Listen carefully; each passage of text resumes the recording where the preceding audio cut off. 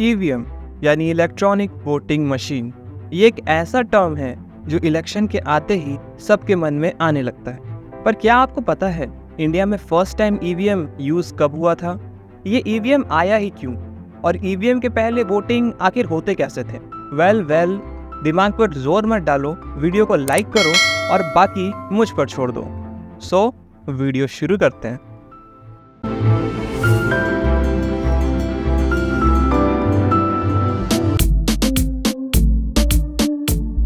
Nineteen 47 हम आज़ाद हुए, अगर हम रियल माने तब, वरना कंगना दीदी तो आजादी नहीं थी, वो भीख थी। और जो आजादी मिली है वो 2014 में मिली है।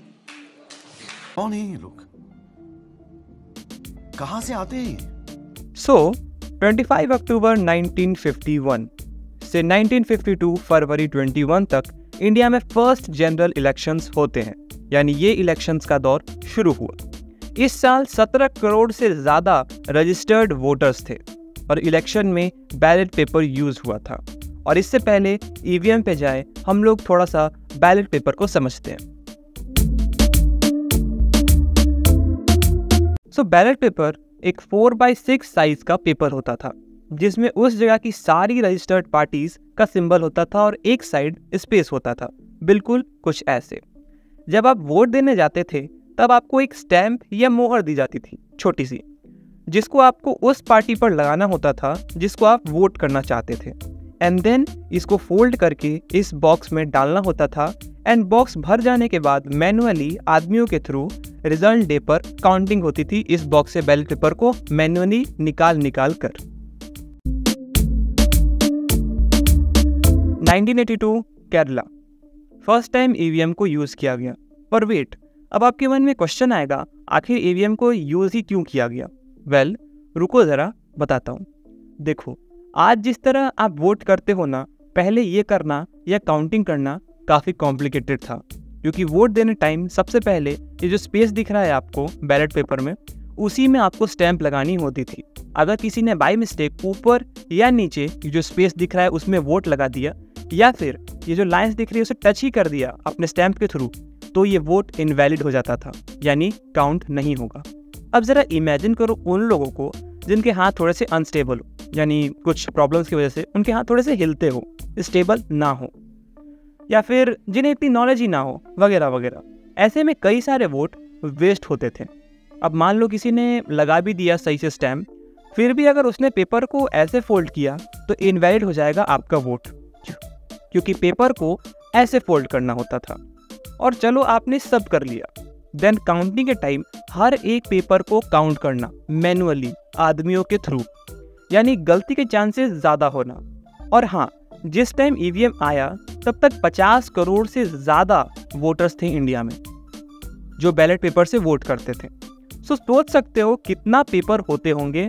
साथ ही एक जो सबसे बड़ा इशू था वो ये था कि इन बॉक्सेस में पेपर होते थे, बैलेट पेपर्स, तो इनमें इंक डाल देना, अगर आपकी पार्टी हार रही हो तो बूथ को कैप्चर कर लेना, बॉक्स से छेड़छाड़ कर देना, उसे डिस्ट्रॉय कर देना, वगैरह वगैरह बहुत होते थे। इन सब का सॉल्यूशन आया EVM. 1982 Kerala introduced EVM, electronic voting machine. EVM में 3840 वोट्स, जो मॉडल 2005 से पहले बने थे, और बाद वाले मॉडल्स में 2000 वोट्स को सेव किया जा सकता है। काउंटिंग भी इजी हो गया, एक क्लिक एंड रिजल्ट सामने। साथ ही ईवीएम को डिस्ट्रॉय करना भी मुश्किल है as compare to ballot paper. Process इतना फास्ट हो गया कि अब इलेक्शन होने के बाद जस्ट अंडर 7 डेज हमें रिजल्ट्स मिल जाते हैं। और इस टाइम हमारे कंट्री में 96+ करोड़ यूजर्स हैं, यानी 96 करोड़ से ज़्यादा रजिस्टर्ड वोटर्स हैं। Just imagine how fast it is. पर वेट, ईवीएम पे हर टाइम टू टाइम एक ब्लेम लगते आया है कि वो हैक हो सकता है। जो भी पार्टी हारती है वो ब्लेम करती है ईवीएम जीतने वाले ने हैक कर लिया था। आखिर ये क्या है? समझते हैं। अगर सीधा बोलूं तो नहीं, और इसका रीजन है खुद ईवीएम का मैकेनिज्म। किसी भी डिवाइस को हैक होने के लिए इन दो चीज़ों में से कोई ना कोई चीज़ होना ही चाहिए। या तो उससे आप कोई एक्सटर्नल कनेक्शन बना लो या उसके अंदर ही अपना कोई डिवाइस फिट करो। ईवीएम सील्ड होता है, जिसको खोलकर ये करना नेक्स्ट टू इम्पॉसिबल है।